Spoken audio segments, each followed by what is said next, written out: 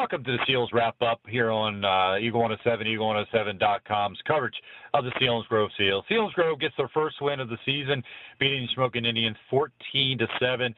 Selinsgrove scored 2 times in the first quarter and did not score again. They hang on for the win. The lone touchdown for the Shamokin Indians coming on a interception return for a touchdown.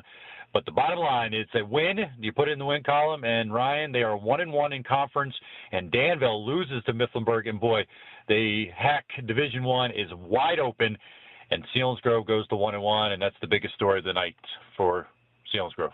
Yeah, it is a big story. I mean, now it's in our hands.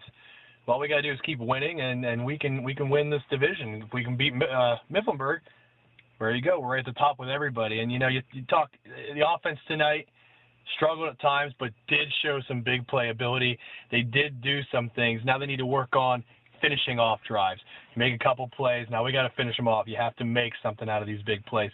Again, defensively, just amazing, stellar, hardcore Selinsgrove Seals defense. The speed from the linebackers that showed up tonight, but also the defensive line. When you think of Parks and Harley Stahl, Hensel was in there on plays. Andrew Ryan got in there as well, and Mowry. And, you know, we know in this 3-5 defense, that's the big key. How does the front 3 guys play, allow the linebackers just to roam free and make plays? And we saw that here tonight. Eric Eden had some big plays along with Mike Walter. It was good to see. You mentioned the big playability of the 180-yard touchdown run by Mike Eade, where he showed his speed, running away from defenders and taking in for the score. And also, Krotzer had a couple big plays as well. But as you mentioned, you got to finish those off. If they're able to finish even one of those possessions, they could put that game away, and it would have never even been close. Again, Selinsgrove didn't score after the first quarter, but the defense is the difference. But I don't want to hesitate to not to mention Nate Walter from the punting tours and the special teams, and you mentioned that with Coach Hess after the game. But Nate Walter comes up big, punting-wise, and you know, really pinning back Shamokin a bunch of times, allowed defense to do their thing. Yeah, unfortunately, special teams gets forgotten.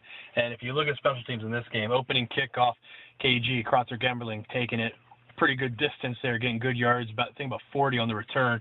And then you want to talk about Nate Walters' punts all night long. Talk about pinning them back and limiting their playability when they're chasing the ball. So special teams huge in this game. And defensively tonight, one thing we saw tonight we haven't seen as much of. You know, we got a lot of forced turnovers tonight. More forced fumbles, a couple of them recovered, and the interception there towards the end of the sophomore Venasiak.